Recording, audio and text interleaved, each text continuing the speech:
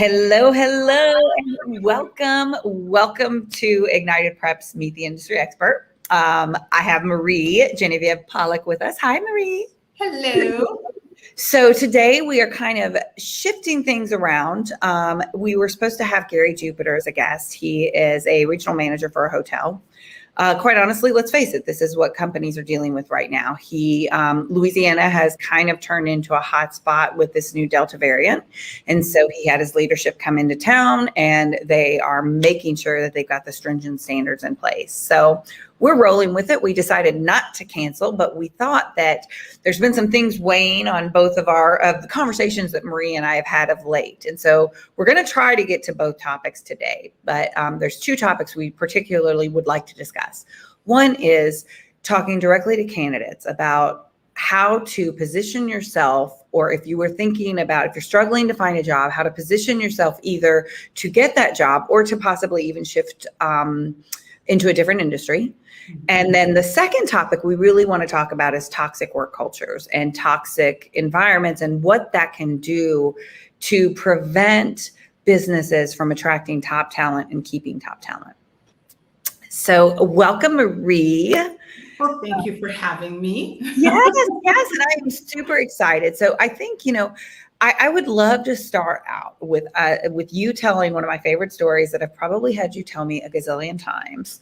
And it's when you switched industries. So for, just a little bit of a preface here, Marie, I believe you had you were in higher education, correct? Mm-hmm. Yeah. She was in higher education and switched her skill set and applied for a job running a plant.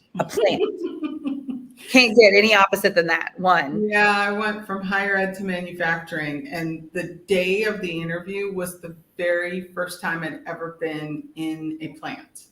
So okay, tell us about this. That part's kind of funny. So first, before we even get there, how'd you get the interview? Oh, so a couple of things happened as in life.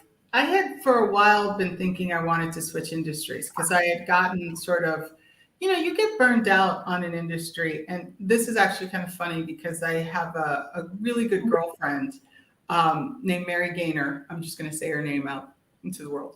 Hey, Mary. And she has a lovely daughter that we jokingly share. I tease her and say that her daughter is mine. I have another friend that I do that with too. So I have like two daughters that really don't belong to me, but I've claimed them. And we were telling her, because she's going back to school, she's going to go get her master's, her daughter. And so we were at dinner and we literally said to her, this is the time to do that before you get stuck in an industry. And that really got me thinking, because the truth is that's kind of what happened with me in higher education. I was meant to go to law school, did a semester, was like, oh, I don't like this. This is not for me. Went home and my parents said, well, if you're not going to go to school, you need to get a job. And the thing I fell back on is I had worked in higher ed, so I was able to easily get a job. And then fast forward 20 some years later, I'm still in the same industry.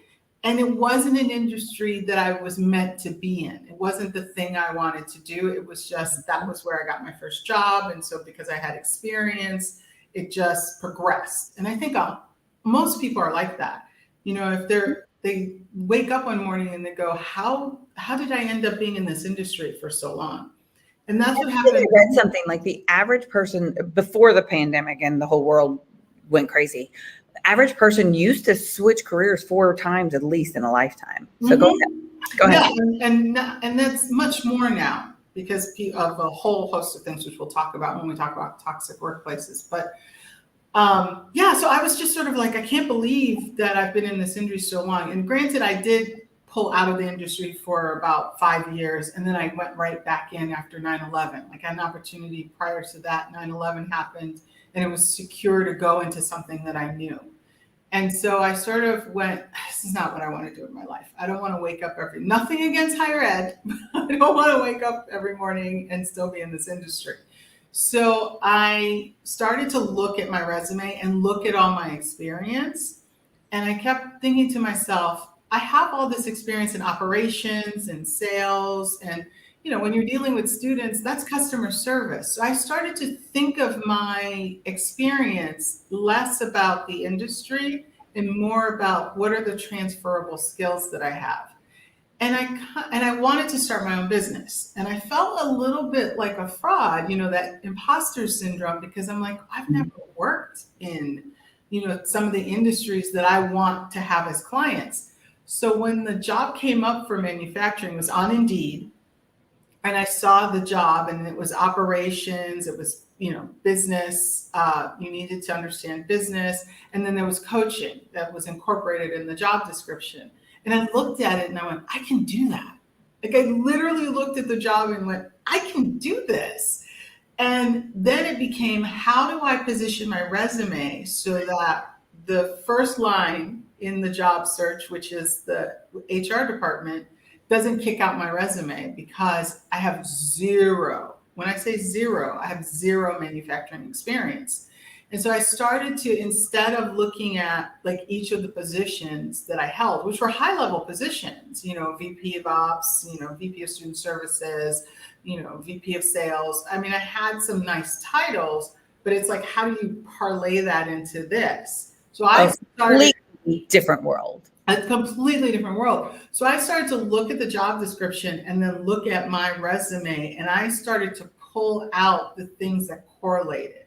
So then, instead of kind of putting it in a laundry list, I started to say, I'm an expert in operations, which was true.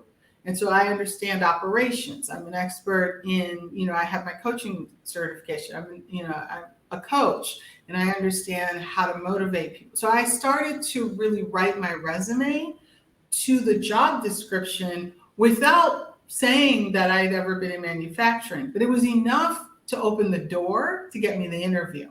And then in the interview, that's really when I started to position saying, and I kept using this key phrase, this is a transferable skill into your industry. This is a transfer. Every time there was an objection, I kept saying, no, I have that experience in this industry, but it's a transferable skill into your industry. And it just, honestly, at the end of the day, the CEO gave me a shot. He was really honest, and he said, I like that you don't have sort of the baggage of the industry. Yeah. Let's do it. Let's take the chance. So part of it was positioning, and part of it was I got really lucky with someone that was willing to give me a shot. So then now let's also transition to, were you successful? Yeah, I was. And part of it too is, look, I walked in, I didn't know anything about the industry. I was like, but I will say I got really, really lucky that the person I was paired with, because it was a co-leadership sort of experience in the plant, and the engineer that I was paired with, who was the plant manager, he was brilliant. And he was so open to, like, he recognized the skills that I had that he didn't have. And I recognized the whole host of skills he had that I didn't have. And we just worked together. It was like we built this relationship of being partners in running a business, and it became successful. And one of the big things that I noticed, and we talked about, my partner in crime talked about this all the time, is that the guys on the floor felt so defeated. They felt like, I'm nobody. And I was shocked by that. I never really, because I'd never worked in the industry, I was really surprised by that. So one of the first things I did was I really began to think, how do I help them understand that they're professionals?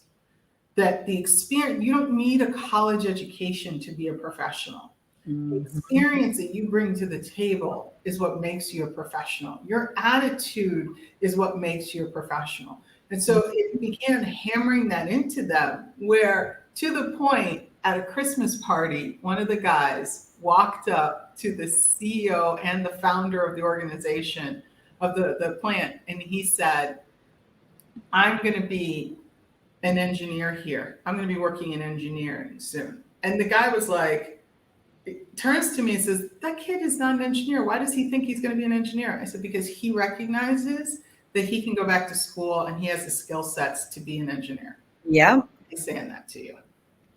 And yeah, so I had it was somewhat similar, a little bit similar of an experience. So I finished my undergrad, and, much like I look at this country and I was 17 years old when I started college. And I look back and I'm like, if someone can show me one 17-year-old that knows what the hell they want to do with the rest of their life, like when you're entering into college, I shifted majors all over the place. And so I was at first an education major and then switched over to communication. And what I found, though, once I switched over to communication studies, and it was organizational communication, I started thriving. My grades started going through the roof. I really loved going to class. I really loved learning about how organizations functioned, right? So fast forward, I didn't know what I wanted to do. And I thought, well, I'll just go back to school. So I ended up getting a master's degree, get my master's degree in communication. And everyone tells me you can do anything with a master's degree. Well, I get out and 9/11 happens, which is the story of my life. I mean, every single time I've hit a pivot point in my career, some major economic disaster or tragedy like that has happened, right? And so I am like, okay, well, they keep telling me I can do anything, but no one can tell me what anything is. So can someone show me what anything is when I'm looking for jobs? Right. And so at that point, all through college, I had been in the hospitality industry. I had been a server, I was a bartender, I had been a trainer, and there were tons of jobs like that in management, right? And they were there was a few companies that were really hardcore going after college graduates. And they offered fast track programs. And so I went into those programs because really I didn't have any other options. I never thought that I would have a career in hospitality.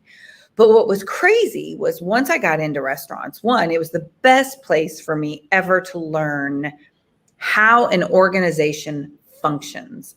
Any organization, any operation organizes, right? You've got back facing that aren't client facing, and then you've got client facing, right? And how you communicate between the two of them. That everyone knows what their role is and how it contributes to the overall big picture. I opened restaurants all over Texas and really building something from ground up. It was experience that was unparalleled that I don't think I would have ever been able to learn in a school setting, right? So I did restaurants for years, managed restaurants in Vegas, Texas, Tampa. Was scared, just like you, that I was going to get pigeonholed in an industry that also was burning me out. And, I know that we have done a lot, all of our Meet the Industry Experts this season has reflected around the hospitality industry. But let's face it, we've talked quite honestly about how the hospitality industry has a reputation of not being hospitable to the people that works for them. Yeah. And so quite honestly, I was in my mid-20s and I just was realizing I eventually want to have a family. I want to have children, and I can't be working till 3 and 4 in the morning. And I'm exhausted. There was years where it was just we worked, the minimum was a 50-hour work week, and you were on your feet nonstop. And the minimum I say was a 50-hour work week. That didn't something is always going to go wrong, and the manager is always the person that had to go in on it, right? Right. And so eventually I was like, I just can't do this anymore. And I met up with actually Scott Rosenthal, one of our guests that we had on here. And I was like, I want out. I want to, what avenues do I have? He was a recruiter. We talked about hotels, that would be a natural shift. Knew I wanted to get into sales, but knew I couldn't start in sales. So he opened the door for me. I got my resume together. He helped me work my resume so that I was showcasing the skill set. And then I got in with a director of sales, and she took a chance on me. And I started as a convention service manager, which again was a blessing. The job sucked my will to live. The reason, though, is because it's detail oriented. And I have learned I am not a detail oriented person. I am a big picture person. I am not the details to where you are measuring tables. I was like, dear God, I don't even know how many inches are in a foot. This is crazy, right? Master's degree right here, master's degree. And I can admit that. Careful who you're not hiring because they don't have a degree, just saying. But so anyway, so I go and I get this job. But what it did, this job, the convention service manager in a hotel, their primary responsibility again was making sure that they were the communicator to every position in the hotel. Of when a group came in, front desk needs to know this, the kitchen needs to know this, banquet team needs to know this, parking needs to go this. So truly understanding where communication breakdowns can occur, and that if you aren't communicating effectively, how it can impact guest experience. Like I said, I hated that job, but when I was promoted to sales a year later, it made me a better salesperson, because I had worked with those salespeople that sold the dream, and then I had to deliver the nightmare, and it sucked. And so getting into a role now, when I was in sales, I was quite aware of what we could do. And if I didn't know, I asked people, can we do this? Are we capable of doing this? And so I think that led my confidence, as I've since shifted my career from restaurants to hotels to real estate to software to sales. I've done everything. I have at times taken literally my cover letter for a job has literally been, here's the job description. And I said, here's the skills that you say you want. And I bullet pointed and said, you want this? I've done this. You want this? I've done this. And that was my cover letter. And I got it. And so I think what you pinpointed on, especially if you're a candidate looking to position yourself, if you are looking to switch industries, like the exercise you did, Marie, of truly recognizing your skill set and labeling that skill set. This falls under operations. This falls under management. And truly focusing, though, on results. It's results speak. We don't want to look at a resume and see just another job description of what you've done. Yeah, that's exactly it. And I love the fact that you said, you had a recruiter help you, because I think a lot of times people, they really think they have to go it alone. I mean, you can get help from someone. And I would have people kind of walk me through what they thought my experience was, so that I could go, oh yeah, I did do that, because you forget the things that you do. Your resume becomes a laundry list, but sometimes you forget like the nuances of those things that you've done in your life that are easily transferable. And I'm of the belief that every skill is transferable into any industry. I believe that now too, 100%. It really becomes, outside of, if I need a medical degree or, I need a nursing degree. You would not want me ever cutting hair. Right. I mean, there's certain things, right? Like you're like, yeah, I'm not going to be able to do that. But outside of the industry, not industries, I wouldn't even say industry, outside of the professions that require a certain technical skill. Specialized, yeah. Right. But every skill is transferable into any industry. And we have to really help people sort of understand that and get real comfortable with, oh, I can do that. And be okay with saying, I can sell the idea that I may not have the industry lingo, although I have it now, but I may not have that. I may not have that experience. But these sets of experience that I have, you guys need. Right. I can bring to the table. And I think I kind of want to take this to Tanya Veers, who is a recruiter. She works actually for EHS, which is recruiting. She commented, restaurant operations, especially franchises, like running a country. Each location is a state that can back each other if needed. You have purchasing, taxes, commodities, buyers.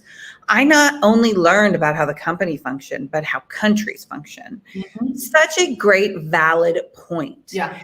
Transferable skills. Yeah. Tanya for president right there. Go, Tanya. There you go. But, and I do kind of want to comment a little bit about my journey, saying, where I switched industries and I took a job that was not my dream job, right? Right. But it also was temporary. It was my gateway in. And I want to talk about that as we're coming out of this pandemic. I'm seeing it on both sides, and we're going to talk about it a little bit from the businesses, but I think from people perspective,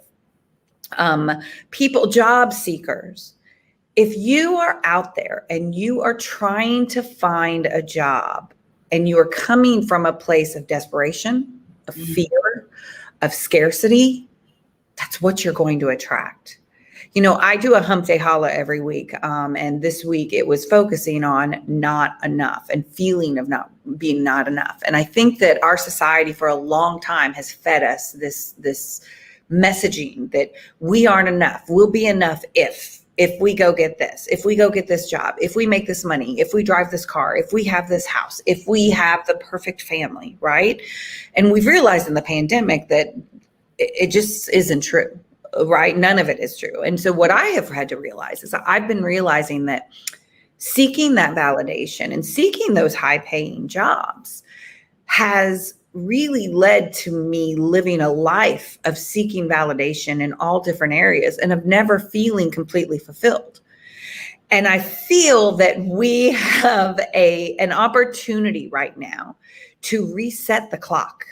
I feel that if we, and maybe redefine what success looks like. For me personally, I'm really minimizing things. I'm minimizing, I'm somewhat becoming of a minimalist. I'm really looking through my finances, looking through things that I can let go of that don't really serve a purpose in my life anymore, so that I can be more choosy in the jobs that I take, in the clients that I work with, because I want to build a life around the purpose that I want to create.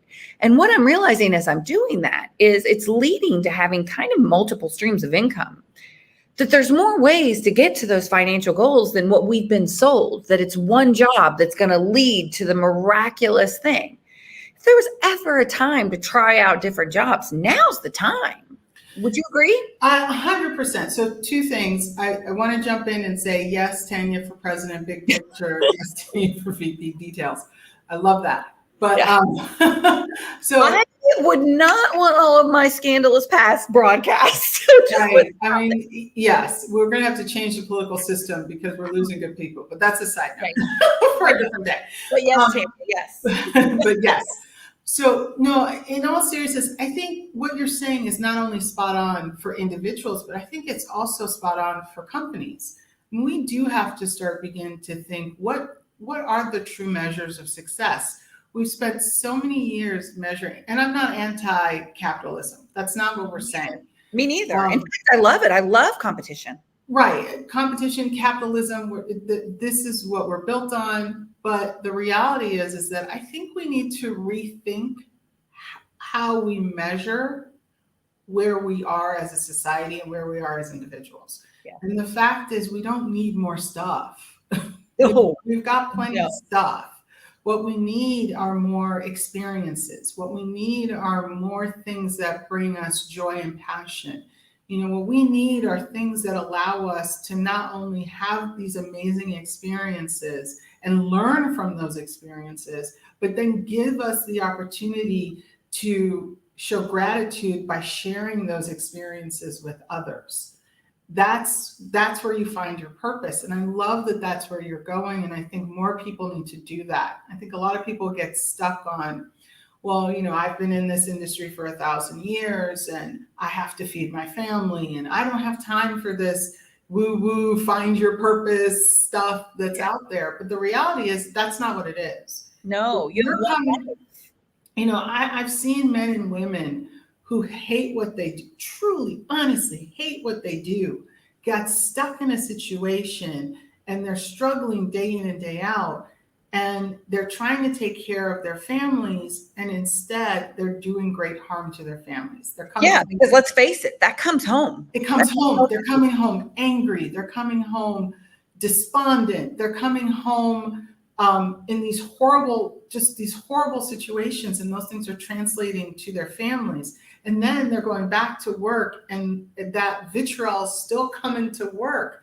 And that was really my purpose. Like, that's the thing that made me go, I need to be the change that stops that cycle. Yeah. And that's why I started a business, because that was my goal. That's my purpose, is to how do I help people walk out of work whole, so they go home and they're happy and they're healthy, and, you know, children aren't getting abused and spouses aren't getting abused and the dog isn't getting kicked. Yeah. Although there are days in the week that I'm really questioning whether or not that's a good policy with my dog, but I digress. Yeah.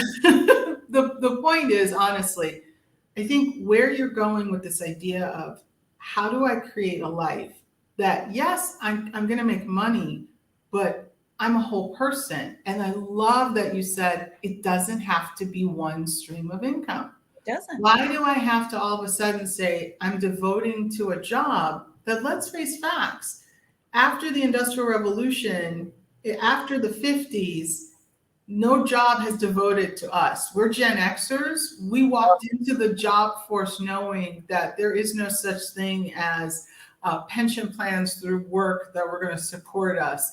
There is no, we walked in going, we're not getting Social Security. We know it. We need to figure out that 401k. I mean, we walked in knowing that we had to take care of ourselves. So while I believe in loyalty to company, there also needs to be loyalty to self and family. Well, and I was listening to a podcast a while back, and it's The Angry Therapist. I love him. And he talks about relationships. And I would even say this applies to work. Mm-hmm. Relationships take compromise, but should never compromise self. Yes. And I feel that is the same approach that we need to take when we are looking for jobs. And employers, we're talking to you too, to expect people to give up themselves. One, it means you must be living that way and you're miserable, because we know that you're only expecting it because you do it. And what if there was a different way? I today in my Hump Day Holla, I talk about how it has been a big financial crunch for me. I'm a single mom. I had savings and everything, but I did not prepare for a 2-year pandemic. I couldn't have financially prepared for that. No, I guess I'm irresponsible. But, both of my parents are dead. I don't have any nest eggs. I have had to survive. But instead of looking at this like this is a financial ruin, I'm really starting to approach this as this is a financial rebirth. That I'm being given the opportunity to shed the things that no longer serve me and to let go of that catharsis and to is it catharsis is the right word? I don't know. But to come out of that shell, being more whole, being more inspired. And let's face it, living the last half of my life with meaning, with purpose, with devoted to the people. A podcast that I was listening to yesterday with Oprah. Love me some Oprah. One, she's the one that says the opposite of more is not less, it's enough. And I would go on to say the opposite of less for the purposes of this conversation is enough. You are enough, right? Don't come from this that you're less than. But another thing that she said, everyone wants to get in the limo and go to the party with you. But what happens when the limo breaks down? Who's on the bus with you? Yeah. That's who you need to surround yourself by. And that's what I'm starting to recognize, and who I'm surrounding myself by and who's getting my energy and my time. So this is the perfect opportunity to transition. We're about halfway through right now. And I want to transition into employers. We've already mentioned that candidates coming from a place of being less than is not going to lead to finding your dream job that's going to deliver everything that you want. Employers coming from a place of desperation of I can't find anyone to work, no one will work, there's this huge employee shortage, is not going to lead to you finding abundance in candidates. It's going to find to you doing desperate hires, detriment of your business. Warm body syndrome is never good. Warm body syndrome is just putting people in places just to have them there, right? It'll cost your business. It'll cost your business. Yeah. And so we can't deny that there's an employee shortage, right? But I want to talk about a situation that I just had yesterday. I was my boyfriend, who he works in healthcare, and he was telling me about one of their facilities. They ran into this issue where there was a nurse who is working full time and she's homeless. Okay.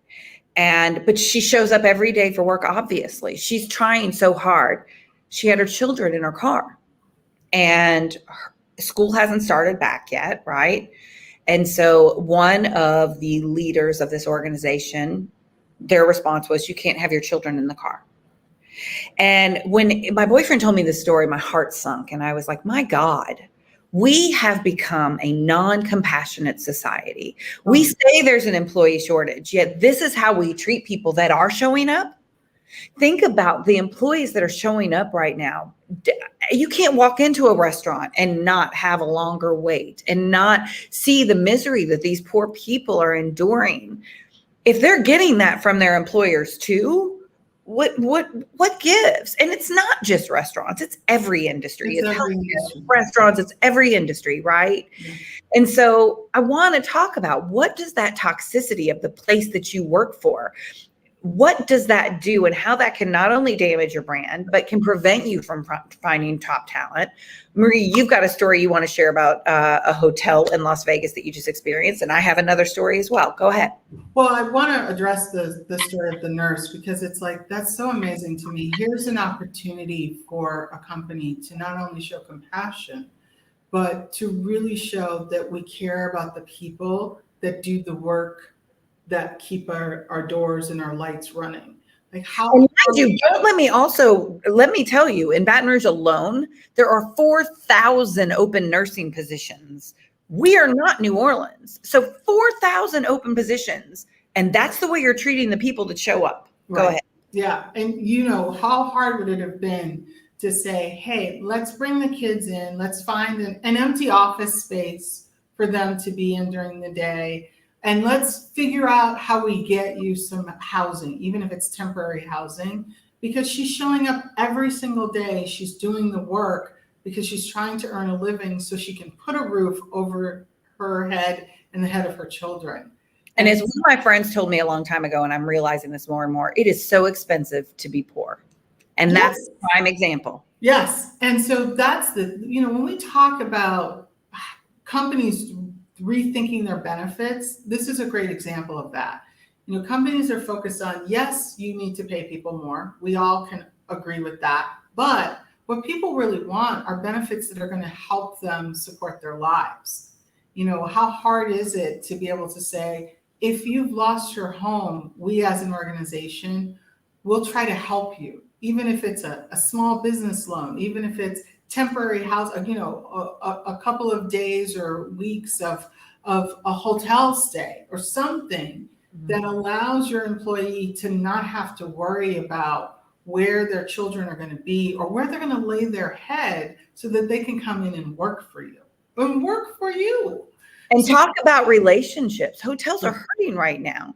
You think that they wouldn't welcome some kind of an agreement to have a long-term guest stay with them? Yeah. Come on. Especially one that's working. This is working. She's not asking for a handout. She's working full time, and she is not alone. She's one example.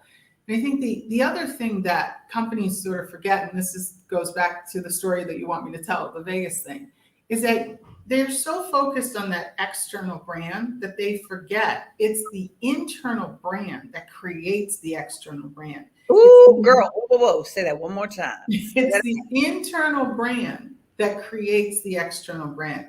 How you take care of your employees, how you take care of them, it gets reflected on how they take care of your customer. CEOs tell me all the time, well, I got to take care of my customer. And my pushback is, no, that's not your responsibility. That is not your customer.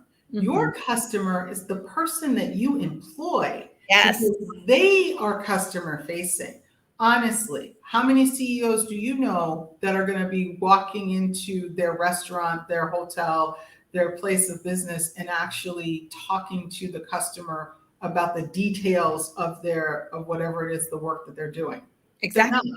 We jokingly, I remember when I was in sales, we would jokingly say we'd only bring the CEO or the president of the company to close he was the closer of the deal, so that whoever the big university was could go, oh, I shook the hand of the president. That's all. That's the only time I need you to be in front of the customers, when you're closing that deal. Exactly. Other than that, Your job is to take care of the people. Your customer are your employees. Mm-hmm. Their brand experience is what's going to build your brand experience. So, And even taking it down a notch from the CEO, managers. yes, same. Managers, your customer are your employees. Your employees. That's who you need to be keeping happy. Yeah, that's it. That's exactly it. That's who you have to keep happy. That's who you have to keep engaged. That's who you have to care about. Because if they know that they're well taken care of, then they will take good care of the paying customer. I promise you, they will take excellent care of them if you're taking good care of them. 100%. And it's amazing to me how many companies don't understand that. And a prime example, so my husband had this is before COVID, right before COVID. He had a conference in Vegas, as everyone did before COVID. And the weekend after the conference, he had said to me, just fly out and hang out with me in Vegas for the weekend. We'll do some shows. I don't gamble. So he's like, we'll do some shows. We'll go see some things. It'll be fun. And my brother and his family, they were driving back from Iowa to California. So my brother's like, I can time it so that we stop in Vegas and we could all be together. And so I'm like, yeah, let's do it. So we found a different hotel than the hotel he was staying at. I'm not going to say the name of the hotel, but it's a chain that And if you're really curious, go to my Twitter feed because I did complain about the hotel on Twitter. Because she did out them on there. I did out them on there, but I'm not going to do it here. I got to be good sometimes. Yeah, I understand. And so first walking into the hotel, standing in line, the woman at the front counter, when I checked in, I put the reservation in my husband's name because he was already in Vegas. And I thought if my flight's late, he could just go and check in.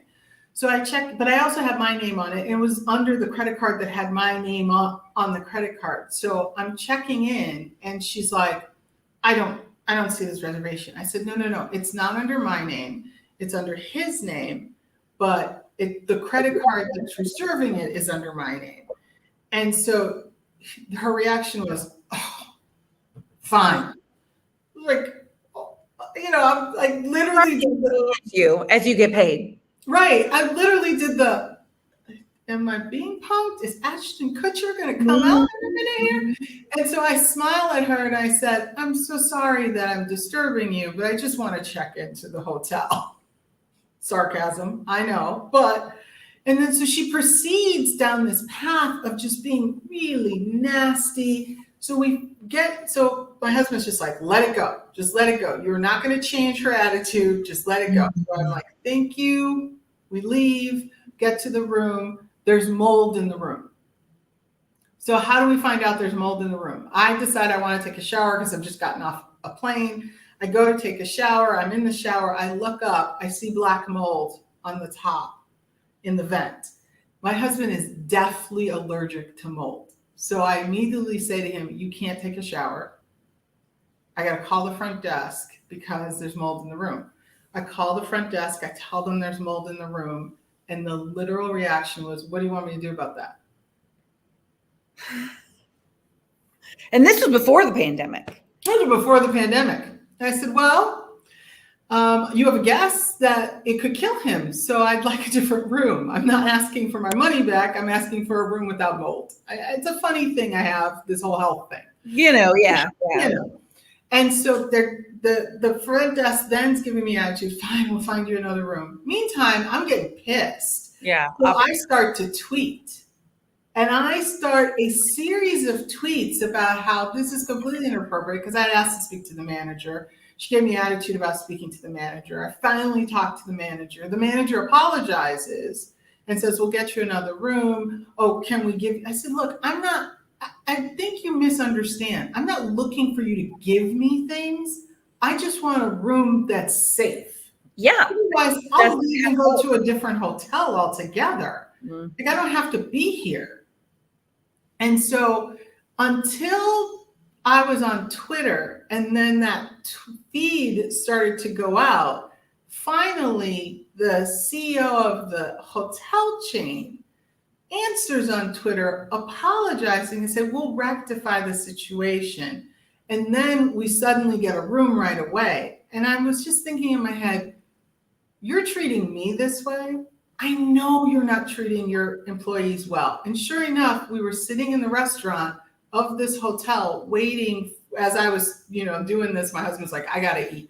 So he's like, you fight with people, I'm gonna eat. And we were watching how the staff was being treated, and it was horrible.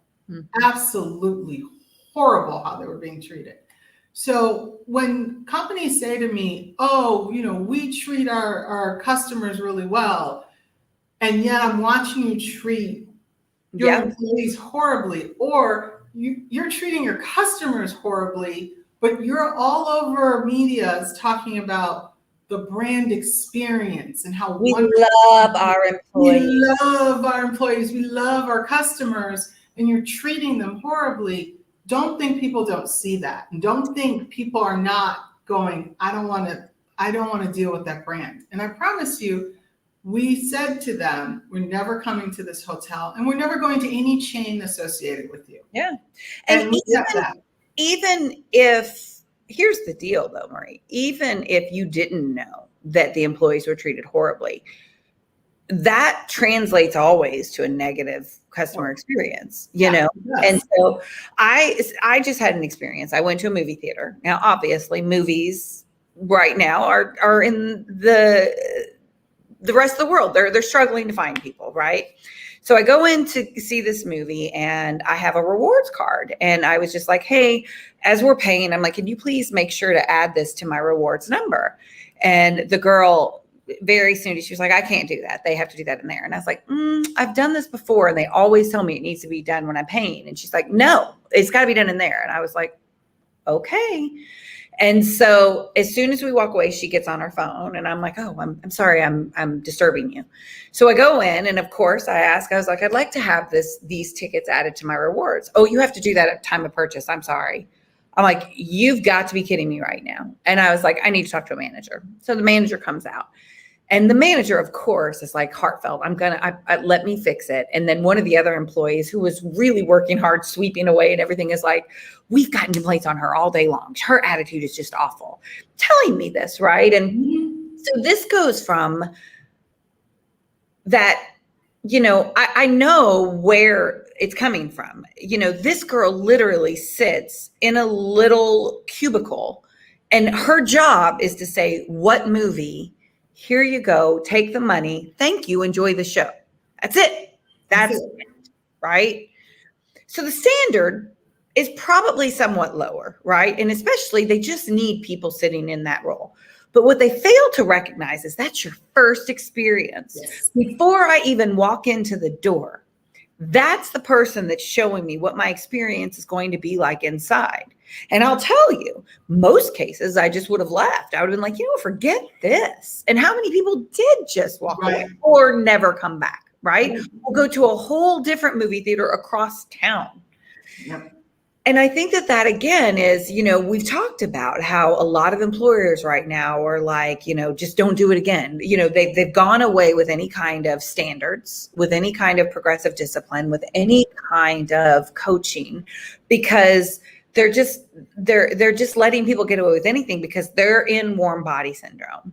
And that's where I think, just like we were saying about candidates trying to find jobs from a place of, I'm scared, I don't have enough money, maybe the solution isn't in the blinder. And because of your fear, and because of that scarcity, and because of the fear that you're not going to be able to find anyone else, maybe you're not looking outside of the blinders where the solutions lie. And in that exact situation, like, one, why couldn't you have a manager filling in during that time, right? Bring on a manager for a mid shift. Why couldn't you pay an employee who is one of your rock stars a little bit of extra money to do both jobs, right? Like or what about if you gave employees that perhaps you've been too close to write off a different an opportunity, someone that maybe a high school kid that came in maybe in sweatpants and a t-shirt and has never worked anywhere. Maybe you call that person and you coach them on, here's what you need to wear to work. Here's what you need to say to people. maybe that's the answer.